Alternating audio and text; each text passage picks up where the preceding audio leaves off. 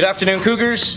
This is, I want to call them lessons. I guess this is section 2 of 6 of our Introduction to Photography, which is obviously a 6-part session. If you weren't here last week, we went over an intro. Today is actually lesson 1. Our introduction last week talked about the different types of cameras and equipment, and one of the things that we were having a hard time remembering the name of was bridge. If you're looking for a camera that has a really awesome zoom, but you don't want to get involved with removable lenses or all of that jazz, or maybe it's just a budget issue and you still want a really good camera, a bridge camera is what we were looking for. So under different types of cameras, we said cell phones, action like a GoPro, a point and shoot, which is a cheaper camera typically, in between, or bridge is what we were thinking of. A lot of times you might see that term, and there's a whole series of them. They're usually about $300 to $400 instead of $400 to $500, so a little bit less. And then of course we talked about mirrorless and DSLR.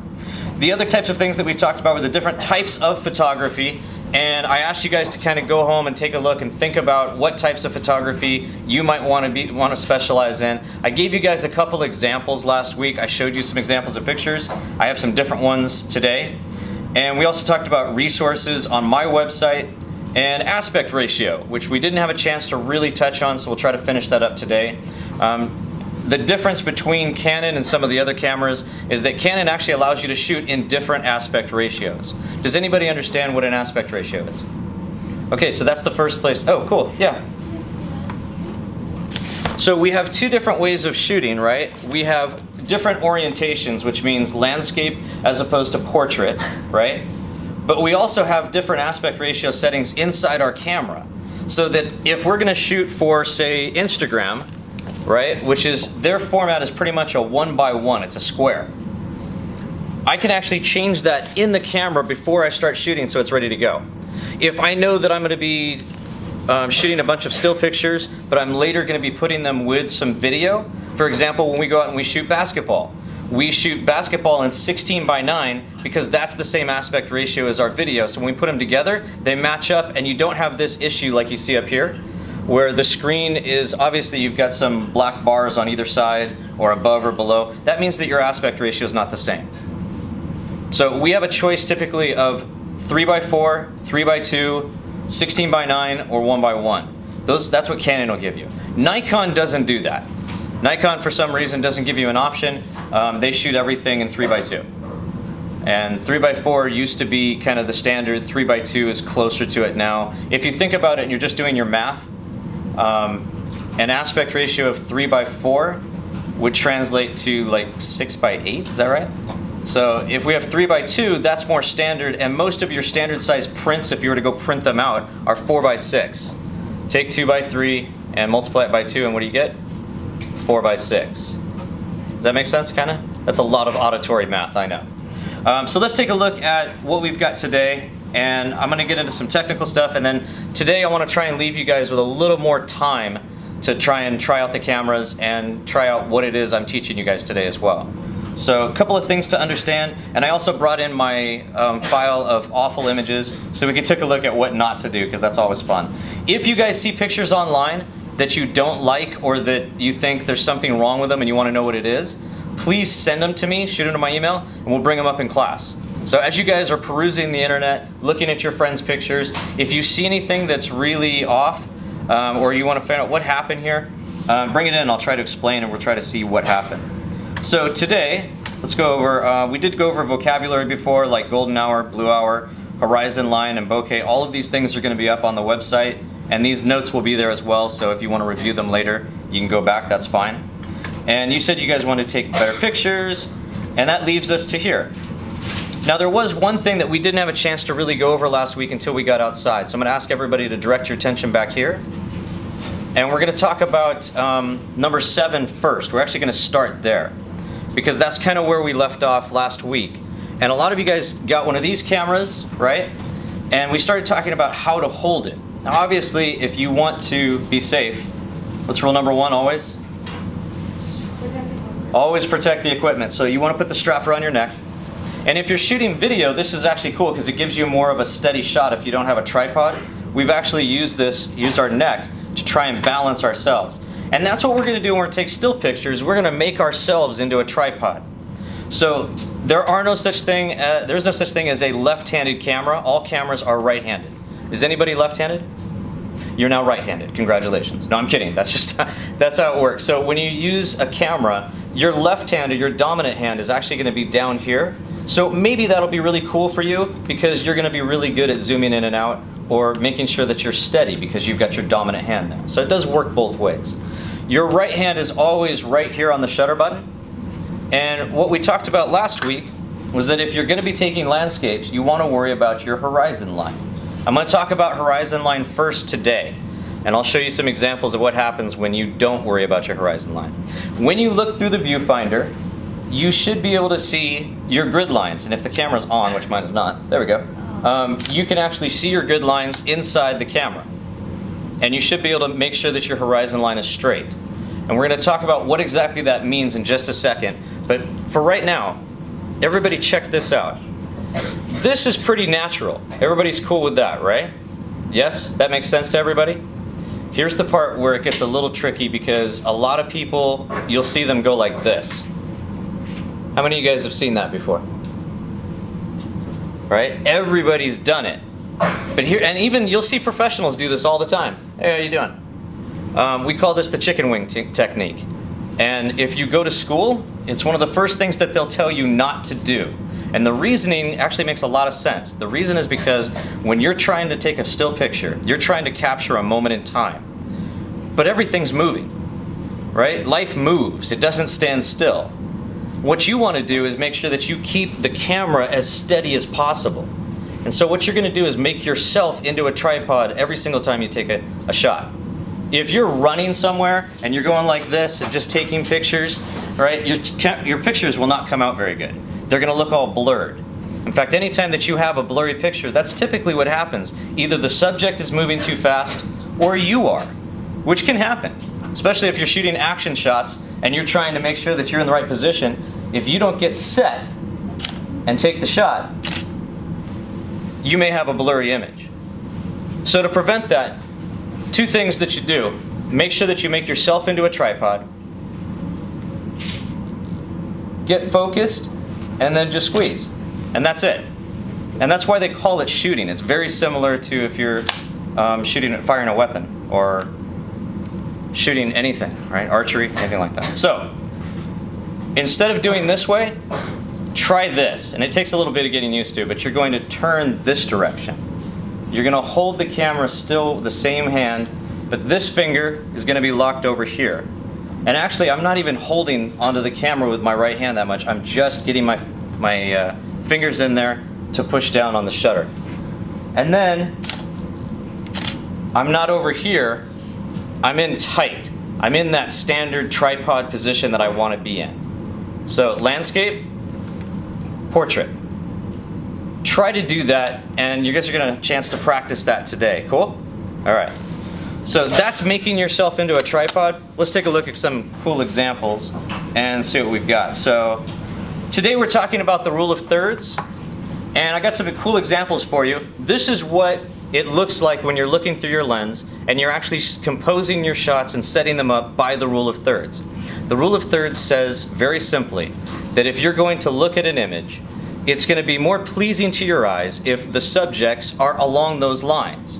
Now, it doesn't always work that way, because there are times that you want to just shove something right in the center because you want to accentuate the symmetry. But for the most part, you want to balance your scenes out so that you've got someone's face or their eyeball or however, some part of them right there. Even landscapes. We put them right on these dots. If I have two people, check it out. That's the focal point, the two of them kissing.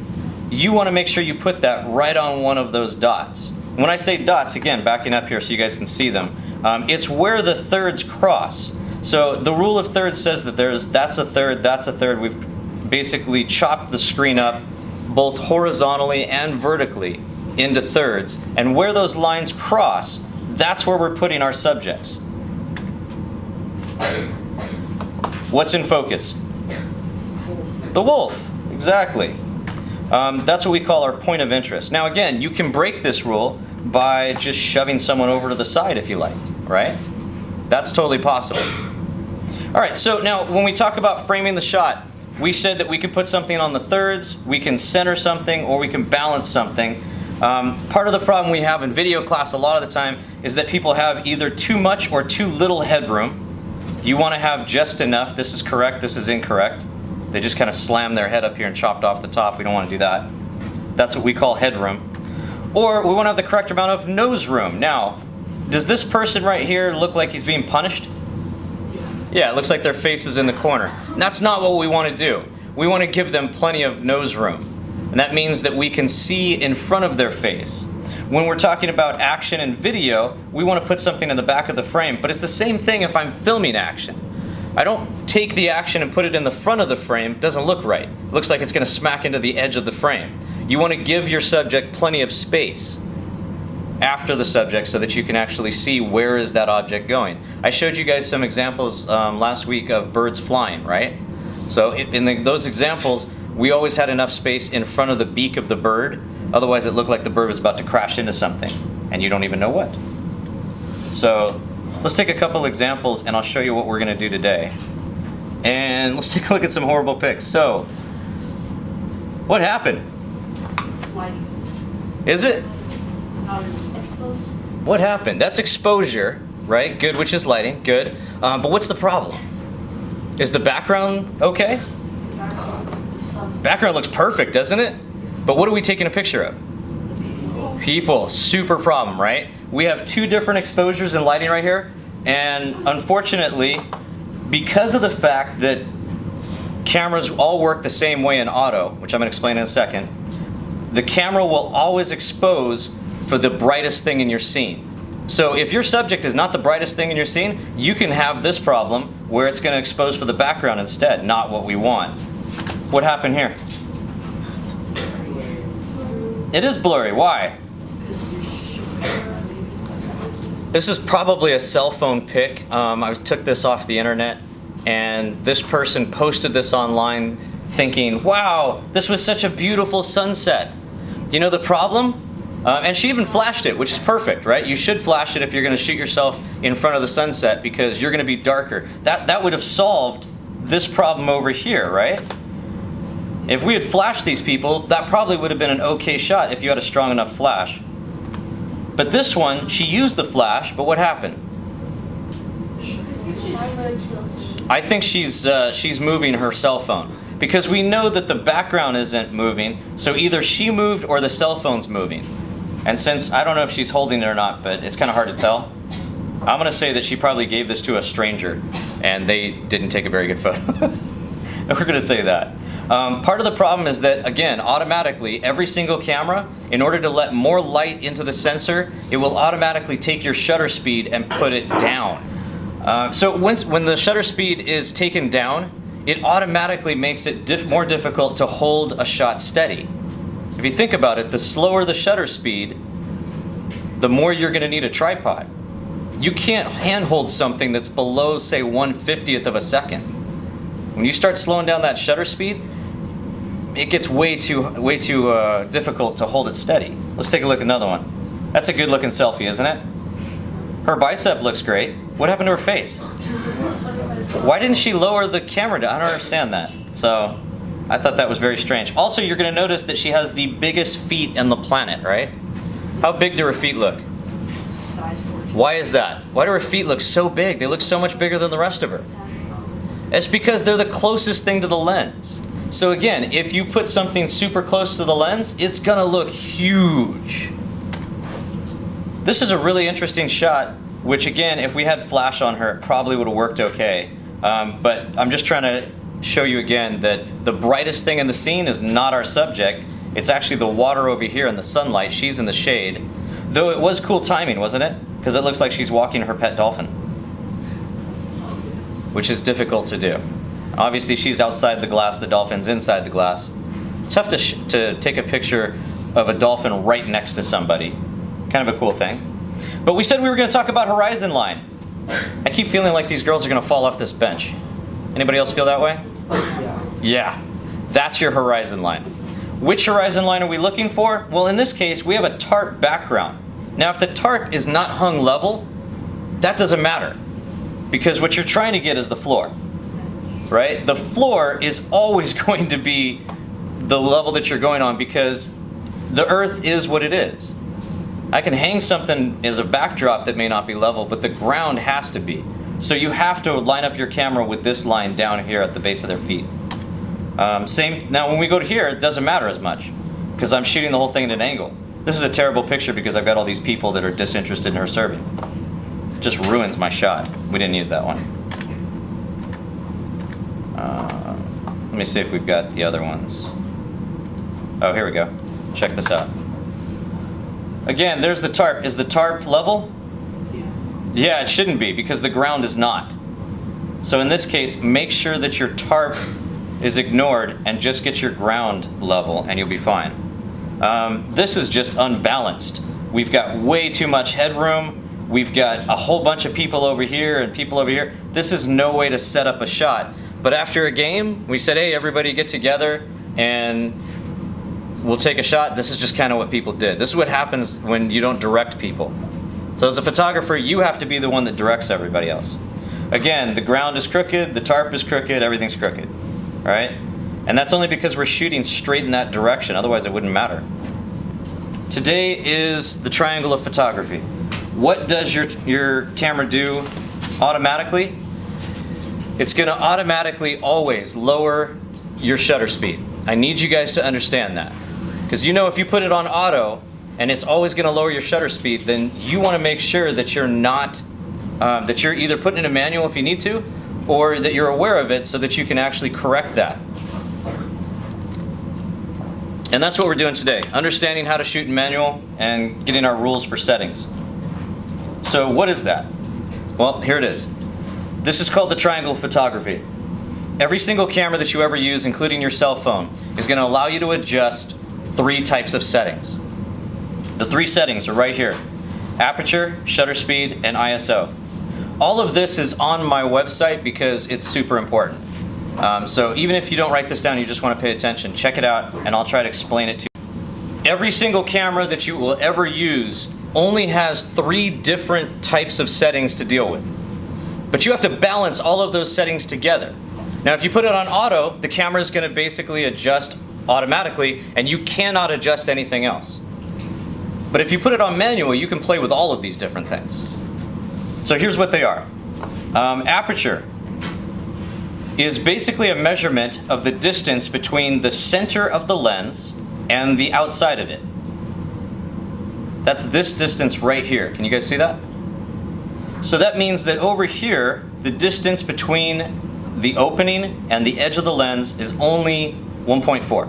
And it's supposed to be a point. I don't know why they put commas there. 1.4. 2 is a little bit more, obviously. And with each one of these, you'll notice that we have less and less light being let in. But here's the deal. If you take a look at the pictures up here, you can see that when you have a wide open aperture or a low, what we call f-stop, those are the same thing, okay? If we're at f1.4, what does your background look like? Totally blurred, or what we call, does anybody remember the word for that? That was the Japanese word. Okay, right? As we get a higher and higher f-stop, or a smaller and smaller focal point, right, little focus opening, you have a clearer and clearer background. So we could have a shallow depth of field, which means that only a very small portion of our scene is in focus, or we could have a large depth of field, which means everybody's in focus. So if you want a person in front of a mountain and you want everything in focus, which f-stop am I using? You're probably not going to go higher than f22. You also probably don't have lenses that go down to f1.4. So everybody take a look back here, and let's talk about f-stop for a second. Your f-stop is determined by your lens. So if I look at this lens, which it should say right on it, usually it's on the front. If I look inside here, you can actually see right around the rim, it'll tell you that this is a 67 millimeter lens, and that means that's the size of this opening. So I know what kind of a filter to put on it, or if I want to buy a hood for it, that tells me the measurement of that. And if I lose my lens cap, I need to make sure I get a 67 millimeter lens cap to put on there. That's all that is. The other markings that we have tell us that this is a Canon zoom lens EFS 18 to 135. So 18 to 135 is 18 to 135. That's our zoom range. There are such things as prime lenses, and they don't have any zoom at all, and you can have a prime 35 millimeter, which means all you're shooting at is 35 millimeter. That's it. The coolest part about prime lenses, they're very fast, and they often have lower f-stops, lower number of it, right? So a bigger opening, more light. The last thing on here says 1:3.5 to 5.6. That means that if I'm at 18, the lowest f-stop that I can go to is 3.5. It's somewhere between the 2.8 and 4 that you see right here. And when I'm all the way zoomed in, lowest I can go is 5.6, which is not very low. What that means is that it's not allowing in as much light. Take a look right here between the widest opening and 5.6, and you see how much less light is let in, right, by the 5.6. Everybody get that? So bigger the opening, more light is let in. So if I'm shooting in low light, it'd be nice if I had a lens that allowed me to do that. So most of our most expensive lenses are shooting in 2.8. If you can get what's called a 2.8 lens, that means that you can keep it at 2.8, you can let all kinds of light in, you can get cool blurred backgrounds, and that's what those are for. That's aperture. The next thing that we have to deal with is shutter speed. Literally how fast your shutter opens and closes. You can go all the way down to, you can actually click it and keep it open for several minutes if you wanted to. If you're trying to take pictures of stars at night, you're going to put it on a tripod and you're just going to leave that shutter open. And it takes a long time. If you guys are going to do a shot like the one I showed you last week, I told you that I actually took a picture for 30 seconds, right? Most of your cameras, that's kind of like the standard, is that they can stay over for 30 seconds. Then you can go down to 1 second. If you look right here, this is half a second, and you can see how blurred the picture is. And then we've got 1/4, 1/8, 1/15, 1/30, 1/60. If I'm going to take a portrait of somebody, it's probably going to be at 1/125. If I'm going to take a picture of a baby, I'm going to probably move over to 1/500. Or kids. And the reason is that at that point, they're not going to sit still for me. So when I take pictures of babies or kids, I'm going to move my shutter speed to a little bit faster, almost to action. If I'm shooting basketball out on the courts, you guys run really, really fast. So I'm going to be at like 1/1000th or higher probably. Often I'll shoot at 1/2000th. But again, when I increase the shutter speed, what happens to my light? Less light, okay? So that means that if I'm shooting at 5.6, which is not the brightest, and I'm shooting really fast, that means I've got to somehow compensate. Well, the third thing is what's going to allow us to compensate, and that's the ISO. ISO is our sensitivity to light. That's how sensitive you want to make the sensor. So if we're down here at ISO 100, which is where most cameras start, you can see it's a pretty clear image. But as you increase the ISO, what happens? Look at what's happening to our image. Take a look at the pictures. What happens to them, guys? That's what we call noise. They have what's called grain, and your image becomes more and more distorted. In fact, there's a certain point where a lot of people will say that it's unusable. Now if you look here, most cameras, the highest they go is 6400. I have a Nikon that goes up to 25,600, which is quite a bit more, as you can imagine. That's native ISO. Easy, right? No, it's complicated. But the more you play with it, the easier it gets, and you start getting used to it. So what we need are some rules, and then we can make things work pretty easily. Watch this. So let me give you some rules, and then let's go try them out. Let's go to my website. Here it is. Here's photography. There's the triangle of photography, if you ever need it. Here's our focal distance. Here's our focus point. This is what we call a narrow depth of field. Only the bear is in focus, right? Look how far away from the bear we are. This is a large depth of field, which means that everything from about 6 feet in front of your camera to infinity is in focus. That's kind of fun. In optics, particularly as it relates to film and photography, depth of field, also called focus range or effective focus range, is the distance between the nearest and farthest objects in a scene that appear acceptably sharp in an image. So check this out. Shutter speed is how long the camera stays open to expose itself to the image. Image noise is the random variation of brightness or color information in images produced by a sensor or circuitry of a scanner or digital camera. ISO is how sensitive your film or camera is to light. So aperture is how wide the lens or iris opens. The wider it opens, the more light gets in. And for those of you that don't know what an aperture looks like, you guys have probably seen one but didn't know what it was. If I just type in aperture, it comes right up. That's what the inside of your camera looks like. And this is a really good image right here. It kind of shows all the different ones. And when it opens up, again, 2.8 is the distance between this inside edge to that outside edge. That's what that is. F4, F5.6, F8, F11, F16. F16 is one of our basic settings, and this is why. So this is called the Sunny 16 rule. This is the stuff to write down.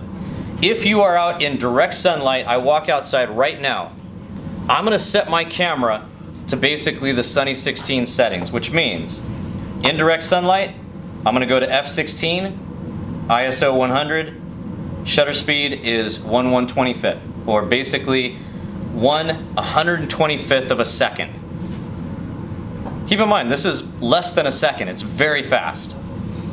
Camera shutters are extremely fast. I have a video on it by the slow-mo guys on my website. You guys can check out too. Everybody cool with that? This is, again, this is all on my website. Now there is one little problem with this. We're not shooting full frame. This rule is technically for a full frame camera. We are shooting what's called a crop sensor camera. So this is your cell phone sensor, right? It produces an image that big. That's how small it is. I know, it's tiny, right? This right here is a crop sensor, and this is a full frame camera. These cameras are usually start about $2,000 for the body and the lens, which is why you don't see any on this campus. But we do have a lot of crop sensor cameras, and they work just fine, and they produce a very high quality image. You just have to remember that your settings are a little bit different. So you may have to go to ISO 200 when using these settings if you guys are out shooting in daylight, depending on how bright it is or what's reflecting. You may have to adjust a little bit. In general, when I walk inside of a room, even this room right here where we can see light coming in from the windows, and it seems like it's pretty bright, my ISO is probably going to have to be greater than 800. Or I can lower the shutter and just use a tripod. So those are the combinations you have to do. When it comes to shutter speed, you want to double your focal length. So if I'm shooting at 18, which is way back here, right? Then my shutter speed should be at least 1/30th, but I can't handhold that, so probably closer to 1/50th. If you're shooting at 100 millimeters, which is out to here, that's about 100, right there. Your shutter speed should be 1/200th or higher to avoid motion blur. And basically you hold, it's like, how steady are you guys when you hold a camera? Think about it. To hold it perfectly still, very tough to do. So typically we say this, handheld greater than 1/50th shutter speed, less than 1/50th, use a tripod. And obviously you can do this one. You can kind of like get yourself all set up, breathe out, try to go as steady as you can and take the shot. But that's not really the way we usually take pictures. But I've seen people do it. If you're going to do action, you got to be greater than 1/500th. Does that make sense to everybody? Those are manual settings, and that's what it means to adjust everything in the triangle of photography.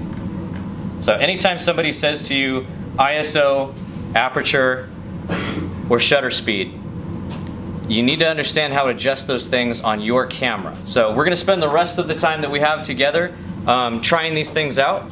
And again, you guys can go outside, you can stay in here, grab a camera. If you have a camera, I'll work with you guys on that. And let's take some pictures and see what we can come up with and try to see if we can understand these settings a little bit. Anybody have any questions?